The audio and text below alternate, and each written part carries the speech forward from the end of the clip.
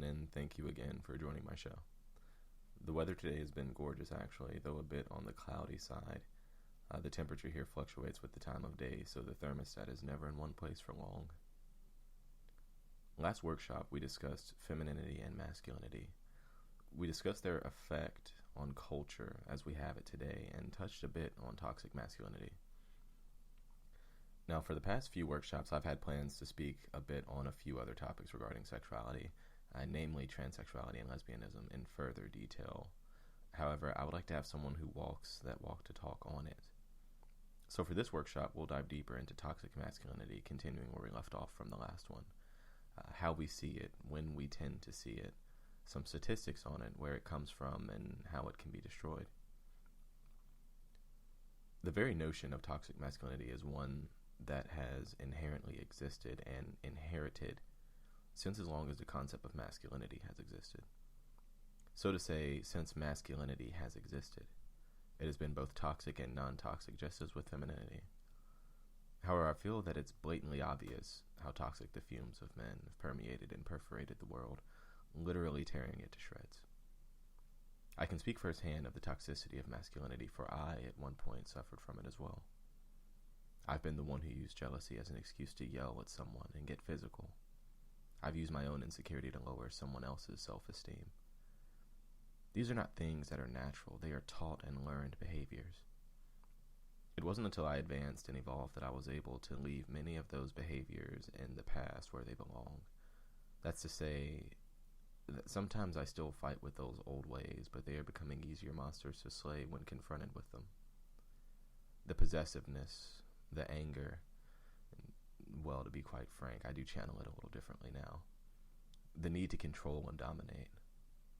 These are things that are toxic by nature, and things men and women need to remove from their interactions with one another, if we are to advance as a species. Is my desire to eradicate toxic masculinity a desire to dominate the very idea of toxic masculinity, therefore toxic in itself? Am I able to speak objectively even though I have a penis? Is it possible to trust my intentions with a phallus in the way? I don't have the answers to these questions, but let's dive in regardless. Now, trigger warning. I might relay, or rather, I probably will relay some statistics that are triggering to those who've been victims of brutality and domestic violence, as well as instances of rape and sexual assault. I apologize ahead of time, and I don't mean to hurt you. I just mean to inform those who are uninformed. These are statistics I've gathered from National Coalition Against Domestic Violence. And another forewarning, I will specifically concentrate on the abuse by males side in this workshop. On average, nearly 20 people per minute are physically abused by an intimate partner in the United States. During 1 year, this equates to more than 10 million women and men. 1 in 4 women and 1 in 9 men experience severe intimate partner physical violence, intimate partner contact sexual violence, and or intimate partner stalking with impacts such as injury, fearfulness, post-traumatic stress disorder, use of victim services, contraction of sexually transmitted diseases, etc. 1 in 3 women and 1 in 4 men have experienced some form of physical violence by an intimate partner. This includes a range of behaviors, examples like slapping, shoving, pushing, and in some cases might not be considered, quote, domestic violence. 1 in 7 women and 1 in 25 men have been injured by an intimate partner. 1 in 10 women have been raped by an intimate partner. The data is unavailable on male victims. 1 in 4 women and 1 in 7 men have been victims of severe physical violence, examples beating, burning, strangling, by an intimate partner in their lifetime. 1 in 7 women and 1 in 18 men have been stalked by an intimate partner during their lifetime, to the point in which they felt very fearful or believed that they or someone close to them would be harmed or killed. On a typical day, there are more than 20,000 phone calls placed to domestic violence hotlines nationwide. The presence of a gun in domestic violence situation increases the risk of homicide by 500%. Intimate partner violence accounts for 15% of all violent crime. Women between the ages of 18 to 24 are most commonly abused by an intimate partner. 19% of domestic violence involves a weapon. Domestic victimization is correlated with a higher rate of depression and suicidal behavior. Only 34% of people who are injured by intimate partners receive medical care for their injuries. These statistics are, to say the least, shocking.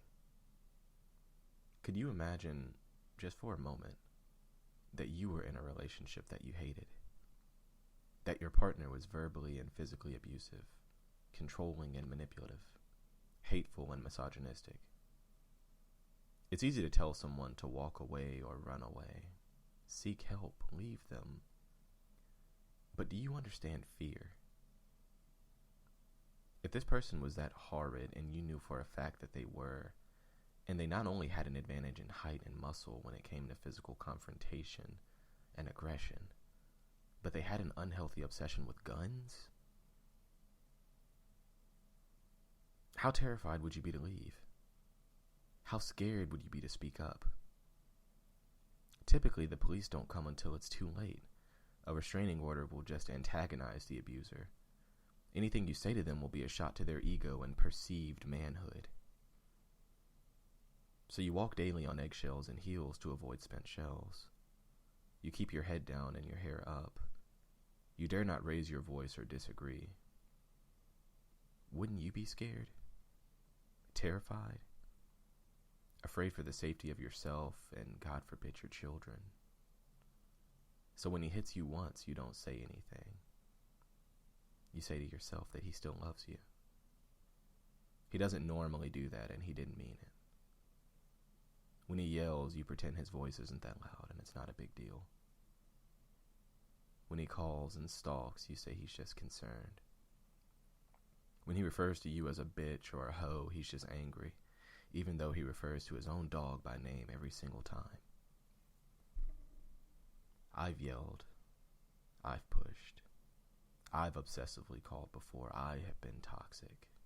I was toxic. You could ask me why, what drove me to be that way, but it's all excuses. My misogynistic tendencies. The culture behind this is the problem that perpetuates everything that we hold dear, and I don't mean random pictures of holding dead deer dearly.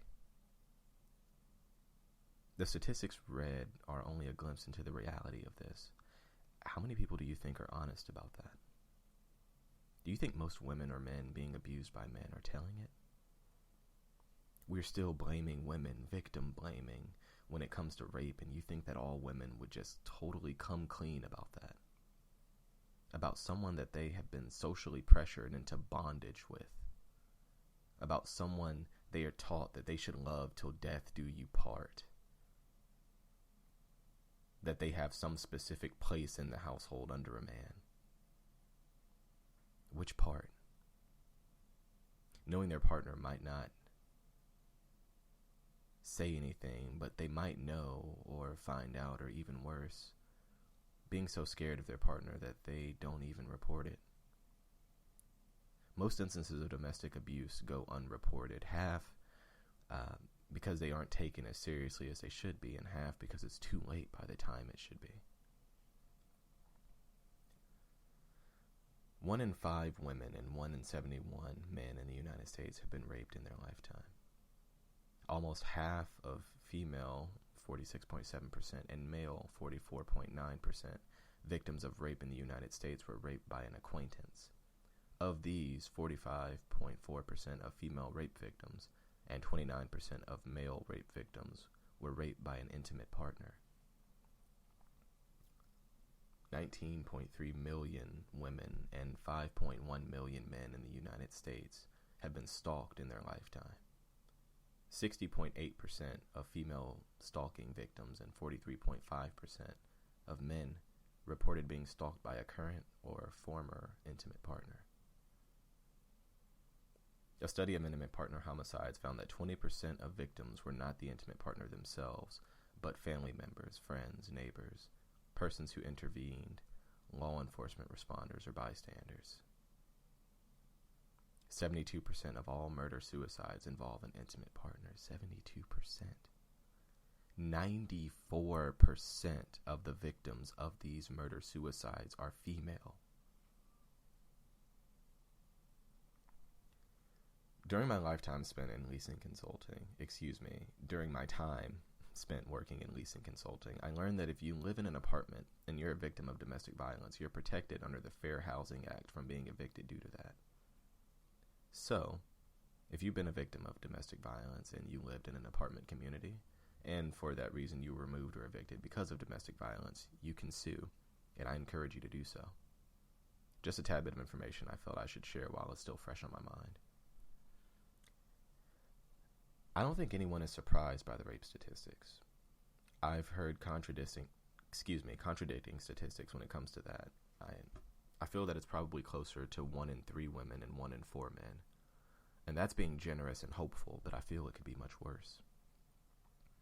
Every woman I've ever come into contact with has had a story. They've had an experience of rape or sexual assault, kidnapping or beating. I've heard stories from them that would break you. They've been victims. They've also been unheard. And you dare make fun and jest about the Me Too movement. How insecure in your preciously pint-sized manhood are you? How cowardly. The majority of women who survive these assaults have more strength and lost locks of hair than you could even imagine, than your meager understanding could even begin to comprehend. How dare you try and say what constitutes as rape, and what is and isn't so bad, about how their college future matters more. Though from a broader view it's obvious. Statistically, you were likely abused as well. And because of that, you also abuse. Maybe you don't see it as abuse, whatever it was that happened to you, but it was. And I'm here to tell you, as someone who was abused and did abuse, is that it's no excuse. It took a lot to grow and see the error of my ways. Thankfully, I didn't kill anyone. But when I was living in that mindset, the right combination of firepower and intoxicants would have created a moment which 1 in 3 women wouldn't have walked away from. Rape is most likely going to occur from someone you know personally, a close friend, family member, typically a man. That fact doesn't mean that it doesn't happen to people unfamiliar with the victim. It only means that if it happens with a close friend or family member, that the information is most likely to be leaked. Now, think about how many secrets you carry with you. Family secrets, not even pertaining to rape or sexual assault. Now, how many instances of that horror do you think happen regularly and daily that are just kept secret? The shame. Untold because of fear. Lack of power. Lack of protection. How can it be believed that rape is here to stay? Why aren't we teaching men not to rape instead of trying to control the dress and actions of women to protect them in some weird misogynistic way? Though not coming from an inherently bad place, trying to protect them from rape. It is so deeply ingrained in culture that it's not possible to remove it. Is that it? Unless everyone is honest about it, how can we ever be sure that it's gone? A few more of the statistics stemming from abuse read: the economic impact: victims of intimate partner violence lose a total of 8 million days of paid work each year. The cost of intimate partner violence exceeds $8.3 billion per year. Between 21 to 60% of victims of intimate partner violence lose their jobs due to reasons stemming from the abuse. Between 2003 and 2008, 142 women were murdered in their workplace by their abuser. 78% of women killed in the workplace during this time frame. Women abused by their intimate partners are more vulnerable to contracting HIV or other STIs due to forced intercourse or prolonged exposure to stress.